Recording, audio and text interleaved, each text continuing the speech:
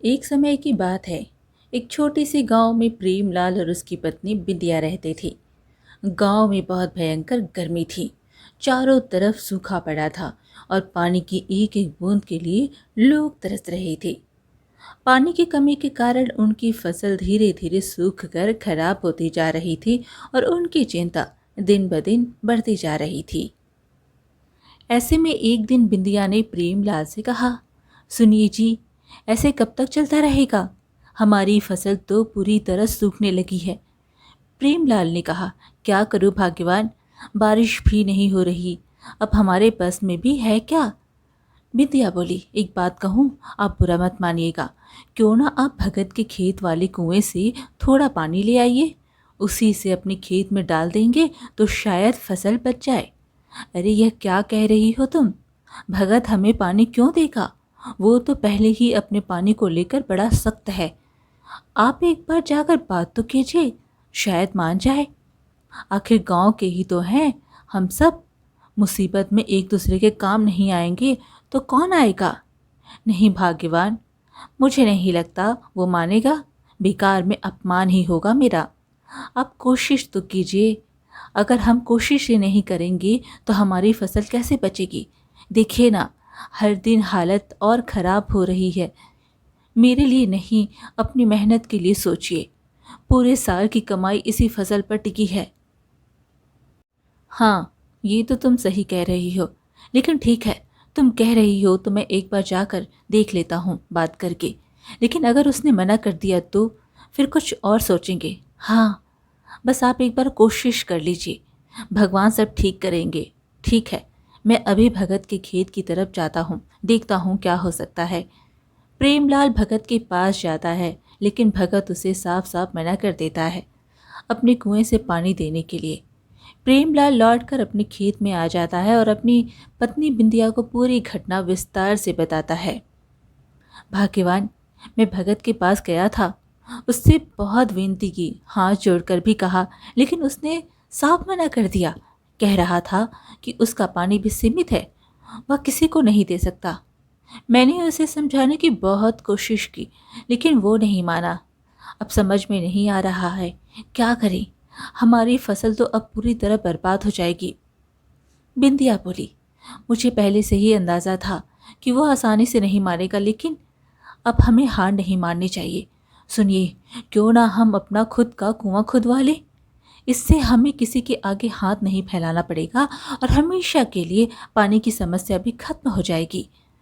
कुआं खुदवाना इतना आसान नहीं है भाग्यवान। इसमें बहुत ज़्यादा खर्च आता है। हमारे पास इतने पैसे कहाँ हैं? मैं जानती हूँ कि खर्च ज़्यादा है, लेकिन इसके अलावा कोई और रास्ता भी तो नहीं है। आप गांव के मुखिया के पास जाइए, उनसे कर्ज मांग लीजिए। जब फसल अच्छी होगी तो धीरे धीरे चुका देंगे। हाँ, बात तो तुम्हारी सही है। अगर अभी कुछ नहीं किया तो सब खत्म हो जाएगा। ठीक है, मैं कल ही मुखिया जी से बात करता हूँ। हाँ, यही सही रहेगा। भगवान पर भरोसा रखिए, सब अच्छा होगा। प्रेमलाल मुखिया के पास जाता है। प्रणाम मुखिया जी। मुखिया बोला, अरे प्रेमलाल, आओ आओ, कैसे आना हुआ? आज यहाँ किस काम से आए हो? प्रेमलाल ने कहा, जी मैं आपसे एक ज़रूरी काम के लिए आया हूँ। दरअसल मुझे थोड़ी मदद की ज़रूरत है।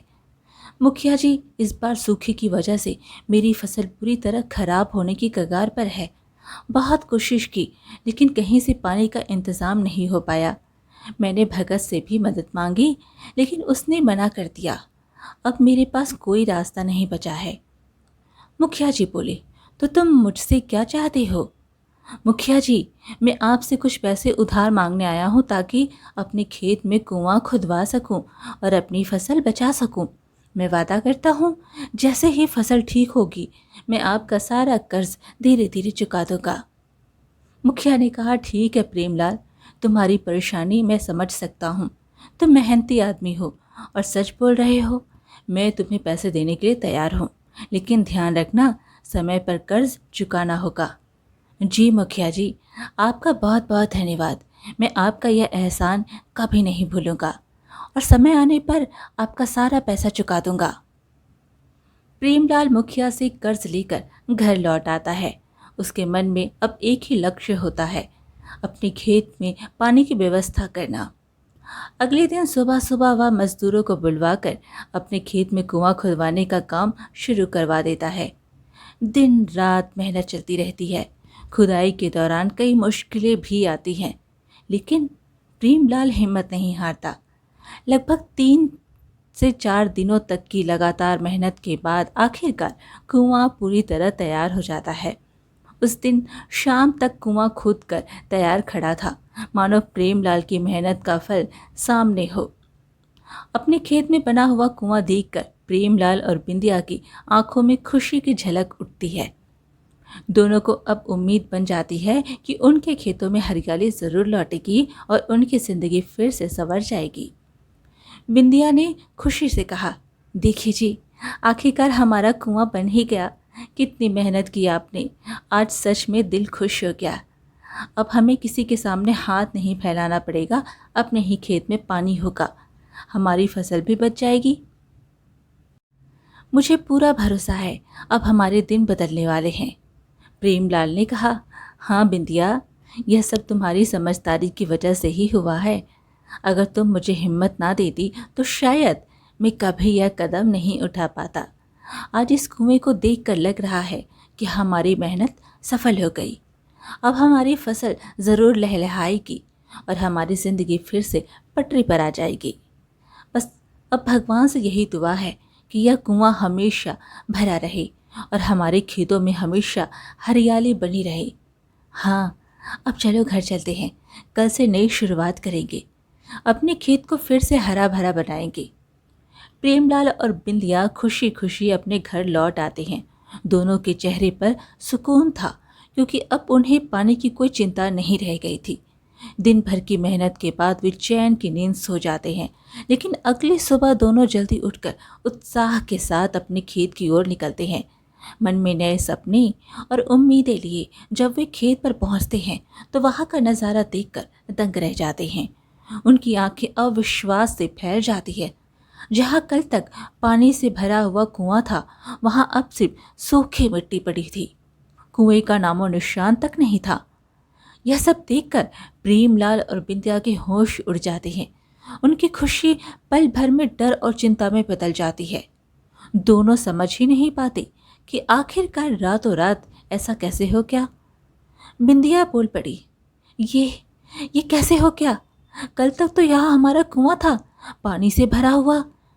यह सब अचानक गायब कैसे हो सकता है? मुझे तो यकीन ही नहीं हो रहा। कहीं हम सपना तो नहीं देख रहे? प्रेमलाल बोला, नहीं बिंदिया, यह सब सपना नहीं है, यह हकीकत है। लेकिन यह समझ नहीं आ रहा कि रातों रात ऐसा कैसे हो गया। इतना बड़ा कुआं, वो भी पूरी तरह गायब। यह कोई सामान्य बात नहीं है। बिंदिया बोली, अब हम क्या करेंगे? बड़ी मुश्किल से तो हमने यह कुआं खुदवाया था, सब कुछ खत्म हो गया, फिर से वही परेशानी। प्रेमलाल बोला, हिम्मत रखो बिंदिया, घबराने से कुछ नहीं होगा। हमें पता लगाना होगा कि आखिर यह सब हुआ कैसे, तभी हम इसका कोई हल निकाल पाएंगे। प्रेमलाल और बिंदिया दोनों हताश होकर खेत में ही जमीन पर बैठ जाते हैं। उनके चेहरे पर गहरी चिंता साफ दिखाई दे रही थी। कुछ देर तक दोनों बिना कुछ बोले चुपचाप बैठे रहते हैं, मानो समझ ही नहीं पा रहे हो कि आखिर यह सब हुआ कैसे। चारों तरफ सन्नाटा पसरा होता है और वे गहरी सोच में डूबे रहते हैं। तभी अचानक बिंदिया प्रेमलाल की ओर देखते हुए धीमे से और कांपते स्वर में कहती है, सुनिए, यह ऐसे ही नहीं हो सकता। कहीं हमारा कुआं चोरी तो नहीं हो गया? आप राजा के पास जाकर शिकायत कीजिए। प्रेमलाल ने कहा, कुआं चोरी? यह कैसी बात कर रही हो? लोग हमारा मजाक उड़ाएंगे। बिंदिया बोली, फिर भी आप एक बार जाकर बात तो कीजिए, शायद कोई हल मिल जाए। प्रेमलाल बोला, ठीक है, तुम कह रही हो तो मैं राजा के पास जाता हूँ। प्रेमलाल महाराज की सभा में पहुंच जाता है और हाथ जोड़कर उनसे अपनी परेशानी बताते हुए मदद की गुहार लगाता है। महाराज प्रणाम, मैं आपके पास अपनी एक बड़ी परेशानी लेकर आया हूँ। मैंने अपने खेत में बड़ी मेहनत से कुआं खुदवाया था, लेकिन रातों रात मेरा कुआं गायब हो गया, जैसे किसी ने उसे चुरा लिया हो। मैं आपसे न्याय की गुहार लगाता हूँ महाराज, कृपया करके मेरी मदद कीजिए। महाराज ने कहा, क्या कहा तुमने? कुआं चोरी हो गया? यह कैसी अजीब बात कर रहे हो तुम? भला कोई कुआं भी चुरा सकता है? मुझे तुम्हारी बात पर विश्वास नहीं हो रहा। सेनापति, क्या ऐसा संभव है कि कोई कुआं चोरी हो जाए? महाराज, यह असंभव है। कोई भी व्यक्ति इतना बड़ा कुआं कैसे चुरा सकता है? मुझे तो लगता है यह व्यक्ति झूठ बोल रहा है। प्रेमलाल ने कहा, नहीं महाराज, मैं यह सच कह रहा हूँ। मैंने खुद अपने खेत में कुआं खुदवाया था। गांव के मुखिया से कर्ज लेकर मैंने यह काम करवाया था। अगर आपको विश्वास नहीं है तो आप मुखिया से पूछ लीजिए। राजा ने कहा, सेनापति, तुरंत गांव के मुखिया को दरबार में पेश किया जाए। हम सच्चाई जानना चाहते हैं। सेनापति ने कहा, जी महाराज, जैसा आदेश। मैं अभी मुखिया को लेकर आता हूँ। कुछ ही समय में मुखिया दरबार में आया और बोला, महाराज, प्रेमलाल सच कह रहा है।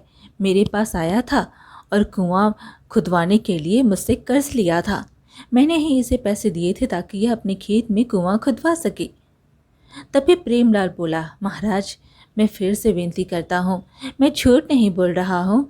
मैं अपनी मेहनत और उधार के लिए हुए पैसे से कुआं खुदवाया था, लेकिन रातों रात वह कुआं गायब हो गया। मैं आपसे न्याय की गुहार लगाता हूँ, कृपया मेरी मदद कीजिए। राजा बोले, अब बात गंभीर लग रही है। सेनापति, तुम तुरंत प्रेमलाल के खेत में जाओ और इस पूरे मामले की अच्छी तरह जांच करो। हमें सच्चाई का पता लगाना चाहिए कि आखिर यह सब कैसे हुआ। जी महाराज, मैं अभी जाकर पूरी जांच करता हूँ और सच्चाई का पता लगाकर आपके सामने प्रस्तुत करूँगा। सेनापति प्रेमलाल के साथ उसके खेत पर पहुंचते हैं और पूरे खेत का बारीकी से निरीक्षण करते हैं। वे हर कोने को ध्यान से देखते हैं, मानो किसी रहस्य का सुराग खोज रहे हों। चारों ओर गहरी नज़र दौड़ाने के बाद भी उन्हें कुछ साफ न समझ नहीं आता। कुछ देर तक जांच पड़ताल करने के बाद सेनापति गंभीर चेहरे के साथ वापस महल की ओर लौट जाते हैं ताकि महाराज को पूरी स्थिति की जानकारी दे सकें। महाराज, मैंने प्रेमलाल के खेत का अच्छी तरह निरीक्षण किया है। हर कोने को ध्यान से देखा, लेकिन वहाँ कुछ भी असामान्य नहीं मिला। ना तो कुएं के होने का कोई पक्का निशान है और ना ही किसी तरह की खुदाई के सबूत दिखाई दिए। ऐसा लग रहा है वहाँ जैसे कोई भी कुआं था ही नहीं। अगर वहाँ कोई निशान ही नहीं मिला तो इसका मतलब साफ है कि यह सब एक भ्रम या गलत फहमी है। हमें बिना सबूत के ऐसी बातों पर विश्वास नहीं करना चाहिए। इस मामले को यहीं समाप्त समझना चाहिए। भीषण गर्मी का कहर पूरे इलाके में छाया हुआ था। धरती तपकर जैसे आग बन चुकी थी। हवा भी गर्म और झुलसा देने वाली चल रही थी। ऐसे में शाम धीरे धीरे ढलती है, लेकिन गर्मी की तपिश अब भी कम नहीं होती। प्रेमलाल और बिंदिया निराश होकर अपने खेत में ही चुपचाप बैठे रहते हैं। उनके चेहरे पर थकान, चिंता और बेबसी साफ झलक रही होती है। तभी अचानक कुछ अजीब होता है। उनके सामने ही वही कुआं एक बार फिर से प्रकट हो जाता है और देखते ही देखते उस कुएं से ठंडा पानी बाहर निकलकर बहने लगता है। मानो जलती हुई धरती को राहत देने आ गया हो। यह अद्भुत दृश्य देखकर प्रेमलाल और बिंदिया दोनों सन्न रह जाते हैं। जहां एक तरफ भयंकर गर्मी ने सब कुछ सुखा दिया था, वहीं अचानक इस रहस्यमय कुएं का प्रकट होना उन्हें हैरान और हैरत में डाल देता है। ये कैसे हो गया? हमारा कुआं वापस आ गया? यह तो किसी चमत्कार से कम नहीं है। कल तक यहाँ कुछ भी नहीं था और अब अचानक फिर से वही कुआं। मुझे तो कुछ समझ में नहीं आ रहा। सच में यह बहुत अजीब है, लेकिन अभी सोचने का समय नहीं है। जब कुआं वापस आ ही गया है तो चलो जल्दी से खेतों में पानी डाल देते हैं, इससे पहले कि फिर कुछ हो जाए। दोनों घबराए और उत्साहित होकर तेजी से कुएं के पास भागते हैं। प्रेमलाल तुरंत एक मटका उठाता है, उसे रस्सी से मजबूती से बांधता है और कुएं के अंदर डाल देता है। बिंदिया उम्मीद भरी नजरों से कुएं की ओर देखती रहती है। कुछ ही पलों बाद प्रेमलाल रस्सी को खींचकर मटके को बाहर निकालता है, लेकिन जैसे ही मटका ऊपर आता है दोनों के चेहरे उतर जाते हैं। मटके में एक बूंद भी पानी नहीं होता। यह देखकर दोनों और भी हैरान और परेशान हो जाते हैं। जो कुआं बाहर से पानी उफनता हुआ दिख रहा था, उसके अंदर से एक बूंद तक पानी नहीं निकल पा रहा था। यह रहस्य अब और भी गहरा हो चुका था। ये क्या हो रहा है? बाहर से तो कुआं पानी से भरा हुआ दिख रहा था, लेकिन अंदर से एक बूंद भी नहीं निकल रही। यह कैसे मुमकिन है? यह ज़रूर कोई रहस्य है। कुछ तो गड़बड़ है यहाँ। समझ में नहीं आ रहा कि आखिर यह सब क्या हो रहा है। अब बिंदिया खुद आगे बढ़ती है। वह कुएं के पास जाती है, मटके को फिर से रस्सी से बांधकर अंदर डालती है और पूरी उम्मीद के साथ पानी निकालने की कोशिश करती है। उसकी आंखों में एक आखिरी उम्मीद झलक रही थी। लेकिन जब वह मटका ऊपर खींचती है तो इस बार भी वही नतीजा सामने आता है। मटका पूरी तरह खाली होता है। यह देखकर दोनों के चेहरे पर चिंता और डर और भी गहरा हो जाता है। बिंदिया बोलने लगी, मुझे तो अब बहुत डर लग रहा है। यह सब बिल्कुल ठीक नहीं है। इस कुएं में ज़रूर कुछ गड़बड़ है। हमें यहाँ से दूर ही रहना चाहिए। जितना जल्दी हो सके इस जगह से निकल चलते हैं। प्रेमलाल ने भी कहा, हाँ, तुम सही कह रही हो। यह सब सामान्य नहीं है। चलो अभी के अभी घर चलते हैं, बाद में सोचेंगे क्या करना है। फिर दोनों पति पत्नी उदास मन से अपने घर लौट आते हैं। पूरी रात वे अजीब घटना के बारे में सोचते रहते हैं, लेकिन उन्हें कुछ समझ में नहीं आता। अगली सुबह वे जल्दी उठकर फिर अपने खेत की ओर जाते हैं, इस उम्मीद में कि शायद सब पहले जैसा हो गया हो। लेकिन खेत में पहुंचते ही उनका दिल बैठ जाता है। वहां कुआं फिर से गायब होता है। यह देखकर दोनों के पैरों तले जमीन खिसक जाती है। घबराई हुई बिंदिया कांपती आवाज में कहती है, यह फिर से गायब हो गया? यह सब क्या हो रहा है? अब तो मुझे पक्का यकीन हो गया है कि यहाँ पर कोई साधारण बात नहीं है। सुनिए, गांव के बाहर जो बूढ़ी औरत रहती है ना, वही हमारी मदद कर सकती है। उसके पास ज़रूर इसका कोई जवाब होगा। आप चलिए मेरे साथ। प्रेमलाल ने कहा, मुझे नहीं लगता वहाँ जाना ठीक होगा। लोग कहते हैं वो औरत बहुत रहस्यमयी है। बिंदिया बोली, फिर भी हमें एक बार उसके पास जाना चाहिए। शायद वही हमारी मदद कर सके। ठीक है, अगर तुम्हें इतना यकीन है तो चलो उसी के पास चलते हैं। उनके गांव के बाहर एक छोटी सी कुटिया में एक बूढ़ी औरत रहा करती थी। लोग कहते थे कि उसे भूत, भविष्य और वर्तमान तीनों का पूरा ज्ञान था। उसके बारे में तरह तरह की कहानियां गांव में फैली हुई थी, जिससे लोग उससे थोड़ा डरते भी थे और उसका सम्मान भी करते थे। ये दोनों गांव के किनारे स्थित उसी बूढ़ी औरत की कुटिया की ओर बढ़ते हैं, मन में डर और उम्मीद दोनों को लिए हुए। वो बूढ़ी औरत अपनी कुटिया के बाहर बैठी रहती है।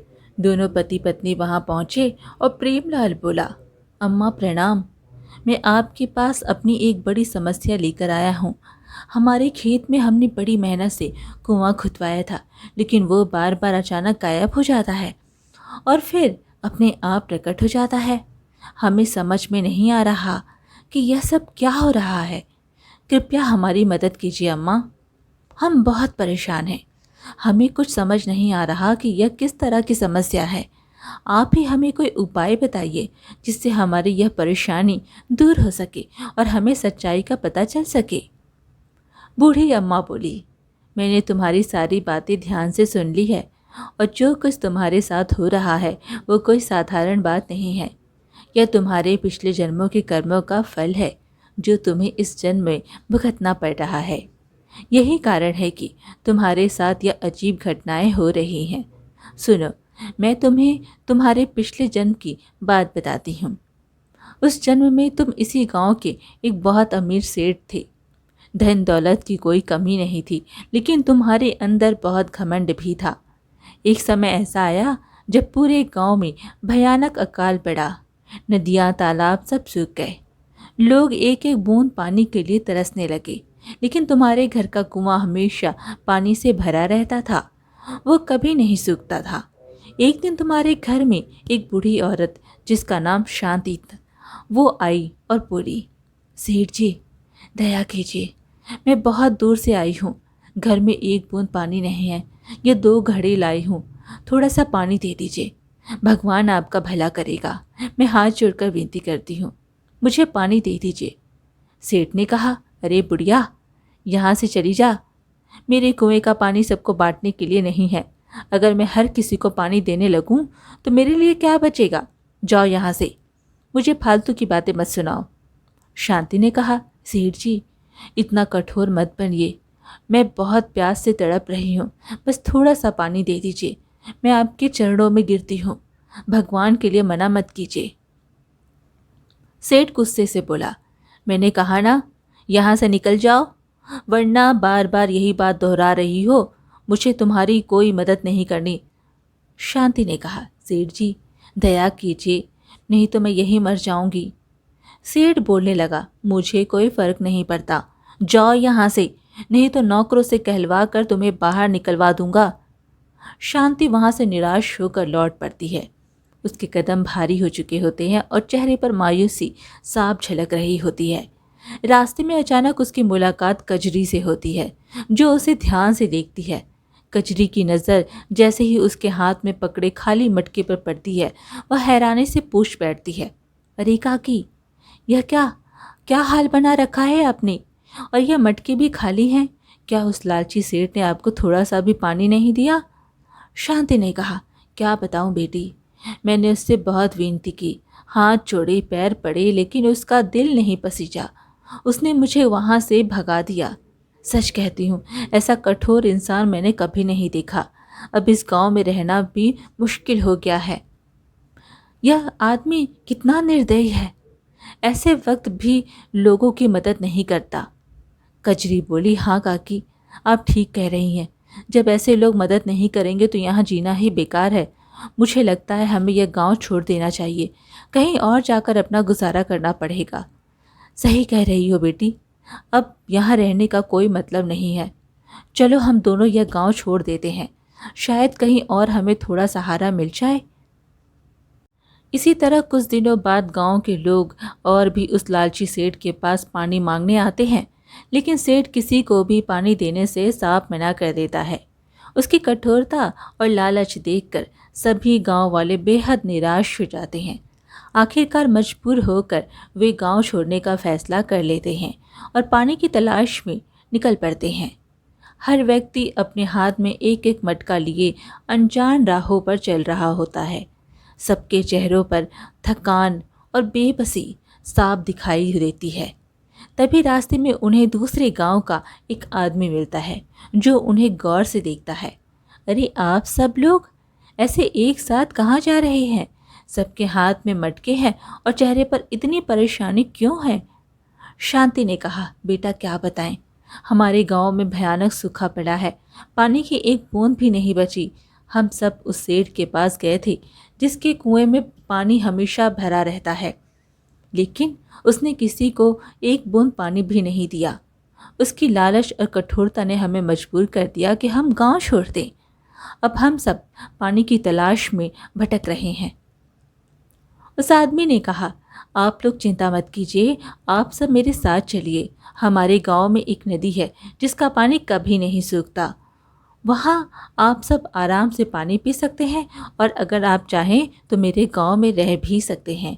मेरा बड़ा खेत है, मैं आप सबको काम पर लगा दूंगा ताकि आप सबका गुजारा अच्छे से हो सके। सभी गांव वाले उस आदमी के पीछे पीछे चलने लगते हैं। कुछ दूर आगे बढ़ने के बाद अचानक उन्हें एक बड़ी सी नदी दिखाई पड़ती है। नदी को देखते ही सबकी आंखों में चमक आ जाती है और वे दौड़ते हुए उसके पास पहुंचते हैं। कई दिनों की प्यास से व्याकुल लोग जैसे ही पानी पीते हैं, उनकी जान में जान आ जाती है और वे तृप्त होकर राहत की सांस लेते हैं। सभी गांव वाले कृतज्ञता से उस आदमी का धन्यवाद करते हैं। बेटा, तुम तो हमारे लिए भगवान बनकर आए हो।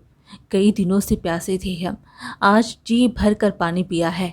तुम्हारा यह उपकार जिंदगी भर याद रहेगा। भगवान हमेशा तुम्हें खुश रखे। अगर आप हमें यहाँ नहीं लाते तो पता नहीं हमारा क्या होता। आपका यह एहसान हम कभी नहीं भूलेंगे। आपने हमें नई उम्मीद दी है। उस आदमी ने कहा, आप लोग धन्यवाद मत कहिए। इंसान होने के नाते एक दूसरे की मदद करना हमारा कर्तव्य है। अब आप सब चिंता छोड़ दीजिए। यहाँ आप सब सुरक्षित हैं और आराम से अपना जीवन फिर से शुरू कर सकते हैं। वो आदमी अपने गांव का एक अमीर लेकिन उतना ही नेक और सज्जन व्यक्ति था। वह उन सभी गांव वालों को अपने साथ अपने गांव ले जाता है और हर किसी को उसकी योग्यता के अनुसार कोई ना कोई काम दे देता है, ताकि वे सम्मान के साथ अपना गुजारा कर सके और नई शुरुआत कर सके। बूढ़ी अम्मा की कहानी सुनकर प्रेमलाल को अपने पिछले जन्म के पाप का पता चला, तो उसने कहा, अम्मा, अब हमें अपनी गलती समझ में आ गई है।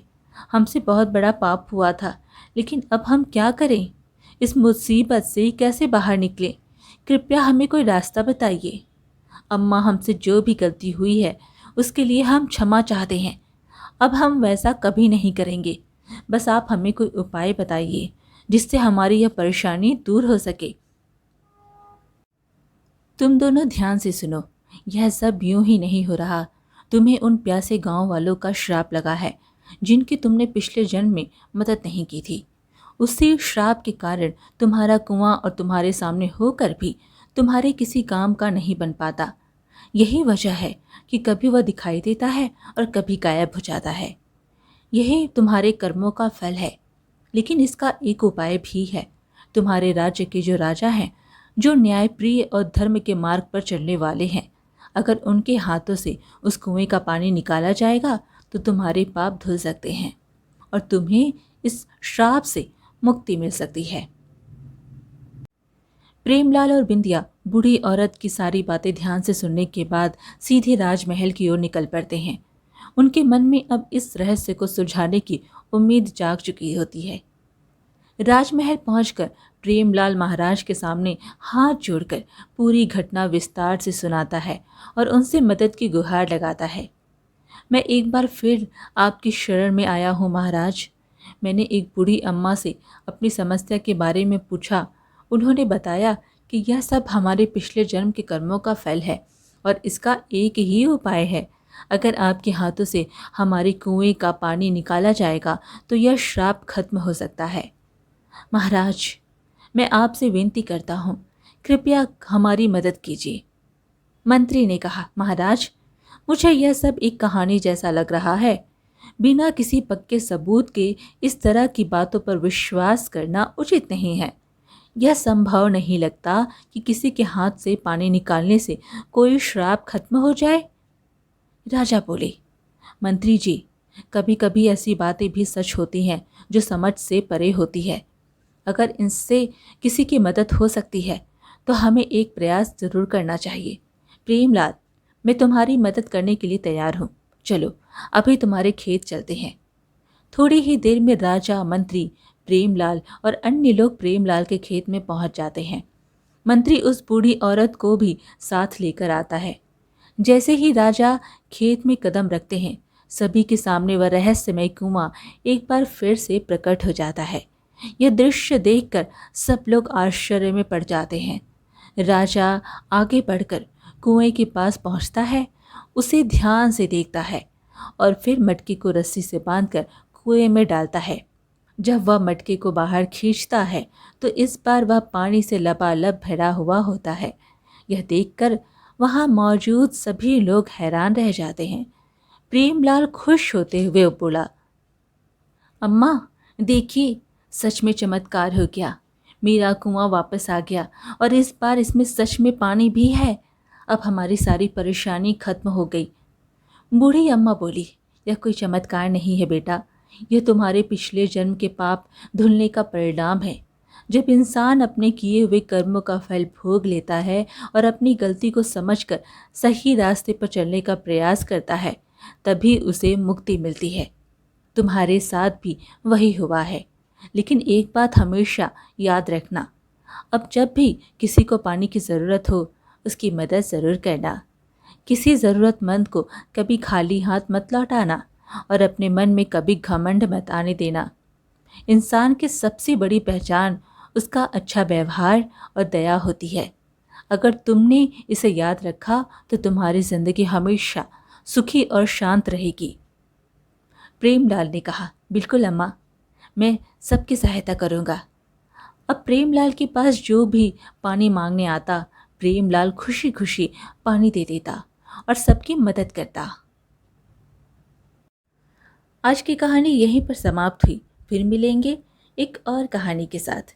कहानी पसंद आए तो कमेंट में हरे कृष्णा ज़रूर लिखें और चैनल को सब्सक्राइब करना बिल्कुल ना भूलें। धन्यवाद।